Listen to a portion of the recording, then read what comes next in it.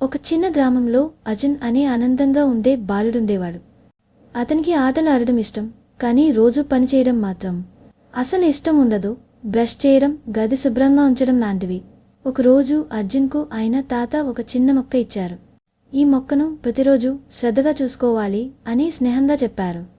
మొదట అర్జున్ ఉత్సాహంగా ఉన్నాడు, కానీ కొద్ది రోజులకే మొక్కకు నీరు పెట్టడం మర్చిపోయాడు. మొక్క మెల్లిగా వాడిపోతూ కనిపించసాగింది. మొక్కను చూసి బాధపడ్డ అర్జున్ ప్రతిరోజు నీరు పోయడం ప్రారంభించాడు. ఆ మొక్క మళ్ళీ నెమ్మదిగా నిన్నటికి నేటికి ఎదిగింది. కొంతకాలానికి మొక్క అందమైన పువ్వులతో కలకలలాడింది. చిన్న అలవాటుతో ఇలా మార్పు వచ్చిందని అర్జున్ అర్థం చేసుకున్నాడు. ఆ తరువాత అర్జున్ తన జీవితంలో కూడా చిన్న చిన్న పనులను ప్రతిరోజు చేయడం ప్రారంభించాడు.